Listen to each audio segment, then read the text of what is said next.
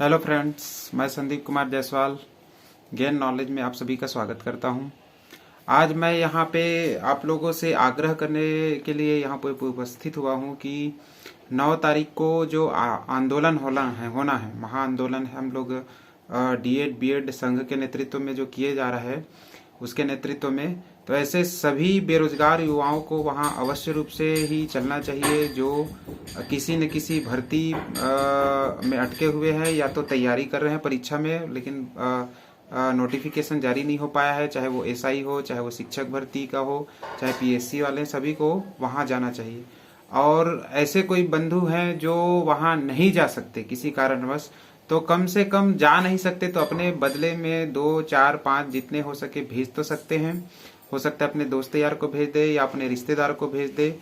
ऐसा कोई किसी भी प्रकार का सहयोग कर सकते हैं। वो भी नहीं कर सकते तो कोई आर्थिक सहयोग कर सकते हैं, तो ऐसे लोगों को कुछ आर्थिक सहयोग भी करना चाहिए, क्योंकि हमारे आंदोलन में आने वाले ऐसे बहुत से साथी हैं जिनके पास आने का खर्चा उठाने का पैसा नहीं है। बहुत समस्या है, किसी के परिवार में समस्या है, किसी का आर्थिक स्थिति खराब है, या कई साथी ऐसे जो बहुत दूर दूर से आ रहे हैं जिनके आने तक का किराया बहुत ज्यादा है। तो ऐसे लोगों का हम सहयोग कर सकते हैं। तो इसलिए कुछ आर्थिक सहयोग, चाहे वो 100 रुपया हो, 200 रुपया हो, 300 हो, 500 हो, चाहे जितना हो सके, कम से कम उतना सहयोग हम लोग करें। और दूसरी बात ये भी है कि कई साथी ऐसे भी हैं जो एक दिन पहले वहां पहुंच जा रहे हैं, तो उनके रहने खाने का व्यवस्था भी करना पड़ेगा। या ऐसा भी हो सकता है जिनको समय ज्यादा हो जाए तो वहां रुकने की भी व्यवस्था करना है, तो उसके लिए भी हम लोग जो है कुछ आर्थिक सहयोग कर सकते हैं। छोटा सा ही सहयोग, लेकिन हम कोई ना कोई सहयोग करें, ऐसा प्रयास करना है हम सभी बेरोजगार साथियों को कि छोटा से ही छोटा, लेकिन हमको एक प्रयास करना है कि सहयोग हम कुछ न कुछ कर सकें। जिस प्रकार के प्रभु श्री रामचंद्र जी के सेतु बांधने के समय, जब सेतु बांधा जा रहा था, तो एक छोटा सा गिलहरी भी उसमें अपना सहयोग कर रहा था, अपने पूंछ में लपेट के वो बालू लेके जा रहा था और वो समुद्र में डाल रहा था। हालांकि उससे होना जाना कुछ नहीं है। ये हमारे मन में भी आता है कि मान लो मैं 100 रुपया सहयोग करता हूँ, 200 करता हूँ, तो उससे क्या होगा। या फिर किसी के मन में ये आता है कि मेरे एक अकेले के नहीं जाने से क्या होगा, बाकी सभी तो जा रहे हैं। ऐसा भी बहुत साथी सोचते हैं। तो ऐसे सोचने वालों को के लिए मैं एक कहानी बताता हूँ, एक उससे जो है प्रेरणा ले और उस कहानी से सीखे, और हो सके तो ऐसे नहीं जाने वाले या कुछ किसी छोटा मोटा परेशानी के कारण से वो नहीं जा पा रहे हैं, तो ऐसे लोगों का मन बने, ऐसा प्रयास करेंगे इस कहानी के भाव को समझकर। जो लोग, ये कहानी प्रॉपर उस व्यक्ति के लिए है, ऐसे लोगों के लिए है जो ये सोचते हैं कि मेरे एक अकेले के नहीं जाने से क्या होगा, या मान लो मैं एक अकेला वहां चला जाता हूं तो मेरे एक अकेले जाने नहीं जाने से क्या फर्क पड़ता है। मैं अकेला मान लो चला जाता हूं तो मेरे एक जाने से क्या भर्ती नोटिफिकेशन आ जाएगा, ऐसा सोचते हैं। तो उन सबको मैं एक कहानी बताता हूं। एक बार एक राजा था। वो राजा जो है बहुत ही ईमानदार राजा था और अपने प्रजा को भी उसी प्रकार से देखता था कि जैसे मैं एक ईमानदार राजा हूं, वैसे ही मेरे प्रजाजन भी पूरे ईमानदार हैं। ऐसा उसके मन में धारणा बना हुआ था। इसी धारणा को लेकर वो जो है अपने प्रजाजन से बहुत प्रेम करता था और राज्य काज अच्छे से चला रहा था। किंतु कुछ समय बाद जो है उसका एक मंत्री बनता है। वो बहुत ही बुद्धिमान और शातिर मंत्री बनता है। वो अपने राजा से कहता है कि आपके राज्य में, क्षेत्र में जितने आने वाले हैं उसमें ज्यादातर लोग ऐसे हैं जो ईमानदार नहीं हैं, और जिनको आप ईमानदार समझते हैं, सच्चे व्यक्ति समझते हैं, वे लोग भी बेईमान हैं। तो राजा को बड़ा आश्चर्य होता है कि ऐसा तो नहीं है कि मेरे राज्य क्षेत्र में ऐसा भी कोई व्यक्ति हो।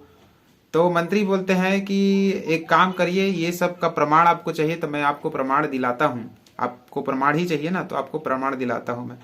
और अगले दिन वो जो है पूरे राज्य क्षेत्र में जो है घोषणा करवा देते हैं, सभी जगह मंत्री जो है जाके घोषणा करवा देते हैं कि रात को 12 बजे उठकर सबको अपने घर से 1 लोटा दूध लेकर आना है।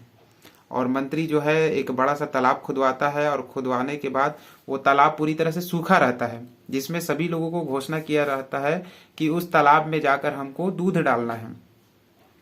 ठीक उसी प्रकार से फिर अगले रात होता है। रात होने के बाद सभी लोग अपने अपने घर से 12 बजे उठते हैं, और 12 बजे उठने के बाद जो है सभी कोई अपने अपने घर से लोटा लेके निकलते हैं। और निकलते वक्त जो है जैसे ही निकलने वाले रहते हैं, उनके मन में एक विचार आता है कि इतना बड़ा गांव है, इतना बड़ा राजा का राज्य क्षेत्र है, इतने बड़े गांव से सभी लोग दूध लेके जाएंगे और एक अकेला व्यक्ति, मान लो मैं अगर दूध ना डालूं उसमें तो किसी को पता चलेगा क्या? एक लोटा अगर दूध की जगह मैं पानी डाल दूं तो क्या किसी को पता चलेगा क्या? दूध में पानी डाल दिया जाए तो कोई उसको बाहर निकाल सकता है क्या? बिल्कुल नहीं निकाल सकता। और फिर वो तो उतना बड़ा तालाब है जिसमें डालना है दूध, तो क्यों ना मैं पानी लेके चलूं, किसी को पता भी नहीं चलेगा क्योंकि रात का समय है। ऐसा विचार करके लोटा में दूध की जगह पानी लेके जाते हैं। और यही विचार प्रत्येक व्यक्ति के मन में आ जाता है कि इतने सारे गांव भर के लोग डाल रहे हैं, उतना बड़ा तालाब है, उसमें पानी दूध डाल रहे हैं, मैं एक लोटा क्यों ना अगर उसमें पानी डाल दूं तो उसमें क्या फर्क पड़ेगा, क्या किसी को पता चलेगा? राजा को भी पता नहीं चलेगा। ऐसा सारे नगर के लोग जो है उसमें जो है रात को ले जाते हैं और दूध की जगह सभी लोग जो है अपना अपना पानी डाल के आ जाते हैं, एक एक लोटा पानी। अगले दिन फिर सुबह होता है और दूसरी बार रात का समय रहता है तो लोगों को पता भी नहीं चलता, अंधेरा में दिखता नहीं है कि इसमें पानी है कि दूध है कि क्या है। सब अपना अपने घर से लेके जाते हैं और उसमें पानी डाल के आ जाते हैं। अगले दिन जब सुबह होता है तो राजा को मंत्री दिखाने लेके चलते हैं कि देखिए, चलिए दिखाता हूँ कितना दूध भरा है तालाब में। और वो तालाब में ले जाते हैं तो उनको बड़ा आश्चर्य होता है, पूरे तालाब में एक बूंद भी दूध का बूंद नहीं रहता है, पूरे तालाब में पानी लबालब भरा रहता है।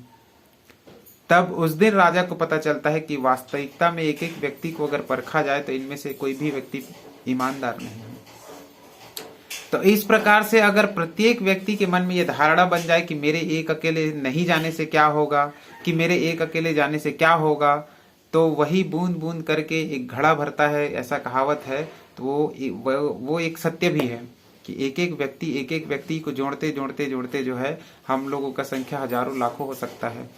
और एक एक व्यक्ति अगर ये सोचने लग जाए कि मेरे नहीं जाने से क्या होगा, तो वहां पे बस 2-4 लोग रहेंगे और उससे होने जाने वाला कुछ नहीं है। या 100-150 संख्या हो भी जाता है तो भी कुछ होने जाने वाला नहीं है। और जैसा कि हम सबको पता है कि आगामी समय में चुनाव है, आने वाले समय में चुनाव है, 5-6 महीने बाद जो है आचार संहिता लग जाएगा। उसके बाद फिर चाहे सरकार तत्कालीन सरकार का सरकार बने, कांग्रेस सरकार बने, चाहे बीजेपी का सरकार बने, किसी का भी सरकार बने, 2 से 3 साल तो कोई भी भर्ती आने वाला नहीं है। ये आप लोग लिख के ले लीजिए, मान के चलिए कि 2 साल से 3 साल कोई भी भर्ती नहीं आएगा, अगर अभी के डेट में नहीं आता है तो इस प्रकार अगर ऐसा कोई सोचता है कि मेरे नहीं जाने से क्या होगा, तो वो एक बार जरूर विचार करे कि मेरे नहीं जाने से क्या हो सकता है और मेरे जाने से क्या हो सकता है। जिंदगी भर तकलीफ काटने से अच्छा है कि क्यों ना मैं एक दिन का तकलीफ काट लूं, एक दिन अपनी समस्याओं को एक किनारे में रखकर मैं वहां पे जाऊं और अपने हक के लिए मैं लड़ूं और इस आंदोलन को ऐसा सफल पूर्वक बनाने में मेरा योगदान रहे कि वहां आंदोलन में हमें सकारात्मक परिणाम मिले और तत्काल जो है 1 हफ्ता 2 हफ्ता 15 दिन के अंदर में हमें जो है नोटिफिकेशन जारी हो जाए और हमें एक अच्छा भविष्य हमारा बन सके, ऐसा हम सबको प्रयास करना है।